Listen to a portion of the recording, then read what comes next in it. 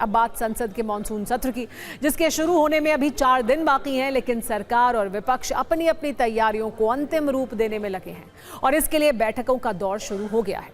सत्ता पक्ष ने कल बैठक की तो विपक्ष ने आज। कल रात प्रधानमंत्री आवास पर एक हाई लेवल मीटिंग हुई थी, जबकि आज सोनिया गांधी के घर कांग्रेस के बड़े नेताओं ने बैठक की। पीएम आवास पर जो बैठक हुई उसमें पीएम मोदी के अलावा गृह मंत्री अमित शाह, बीजेपी अध्यक्ष नितिन नवीन और राष्ट्रीय संगठन महासचिव बीएल संतोष भी मौजूद थे। यहां क्या बात हुई, किन मुद्दों पर चर्चा हुई, इसकी आधिकारिक जानकारी नहीं दी गई। जबकि कांग्रेस की आज की बैठक में सोनिया गांधी के अलावा मल्लिकार्जुन खड़गे, राहुल गांधी और केसी वेणुगोपाल मौजूद थे। इसकी तस्वीर भी जारी की गई। इस बैठक में संसद में सरकार को घेरने के लिए रणनीति बनाई गई। कांग्रेस की राजनीतिक तैयारी सिर्फ इतने भर की नहीं है, वो इस बात के लिए भी तैयार है कि अगर सरकार परिसीमन बिल लाती है तो उससे कैसे निपटा जाएगा। इसके लिए आज कांग्रेस अध्यक्ष मल्लिकार्जुन खड़गे ने आगे बढ़कर पीएम मोदी को एक चिट्ठी लिखी, जिसमें उन्होंने कहा कि हमने परिसीमन पर चर्चा करने के लिए सर्वदलीय बैठक की मांग की थी। सरकार ने बैठक का अनुरोध नहीं माना और लोकसभा में बिल गिर गया। ऐसी चर्चा है कि आगामी सत्र में संशोधित परिसीमन बिल लाया जाएगा। मैं फिर अनुरोध करता हूं कि चर्चा के लिए सर्वदलीय बैठक बुलाई जाए।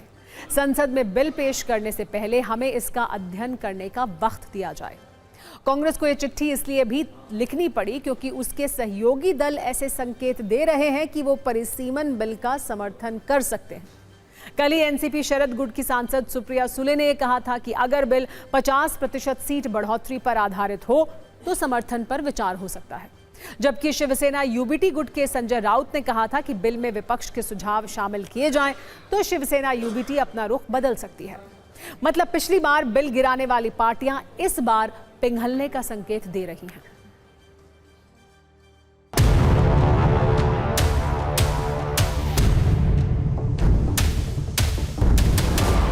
17 अप्रैल के बाद गृह मंत्री ने 1-2 विपक्ष पार्टियों को तोड़ा है। ये संविधान का अपमान है। ये चालाकी से 2/3 बहुमत पाने में ढूंढने में लगे हुए हैं। ये एक कलंकित 2/3 बहुमत होगा।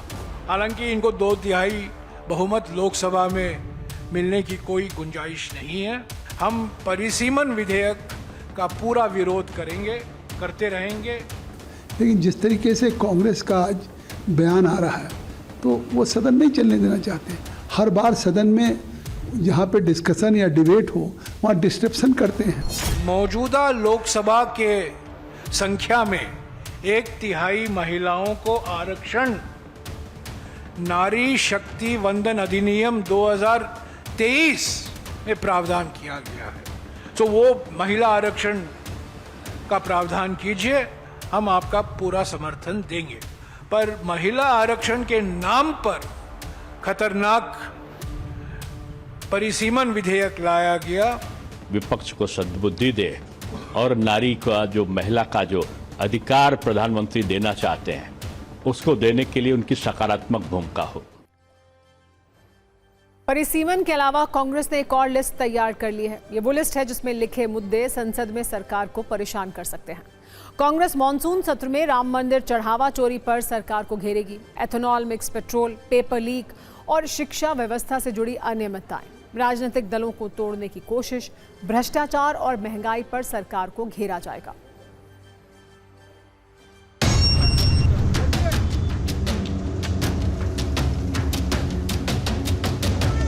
बीजेपी आरएसएस द्वारा जो किया गया जो चंदा चोरी, आस्था धोखा का कांड रचा गया है अयोध्या में, वो मुद्दा जरूर हम उठाएंगे और भी विपक्ष की पार्टियां उठाएंगी। नीट का मुद्दा है तो E20 घोटाले पर हम चर्चा जरूर मांगेंगे। चुनावी एक तरह से माहौल बनाने के लिए इस तरह की बातें करते हैं और उन लोगों का जिनका राम मंदिर में कोई आस्था नहीं रही है, राम मंदिर का हमेशा विरोध किया है, ऐसे लोगों का इसमें कोई बोलने का अधिकार नहीं। 1 नेशन 1 इलेक्शन के सिद्धांत के ही खिलाफ है कांग्रेस पार्टी।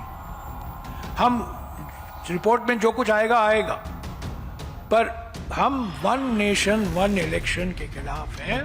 देश को 1 इलेक्शन वन नेशन की तरफ बढ़ना चाहिए, क्योंकि ज़रूरी है कि देश के अंदर ये बार बार हर 2 साल बाद, हर 1 साल बाद चुनाव होते हैं, राज्यों के चुनाव होते हैं। उसके चलते हुए देश की जो प्रोग्रेस की गति है, जो तरक्की की गति है, वो रुकती है, और जो काम सरकार के चल रहे हैं वो रुकते हैं। उससे देश का नुकसान होता है।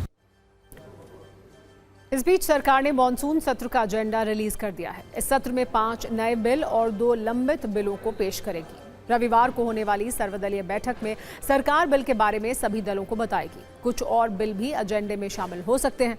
हालांकि मॉनसून सत्र के लिए बिलों की अस्थायी सूची में अभी किसी भी संविधान संशोधन विधेयक का जिक्र नहीं है।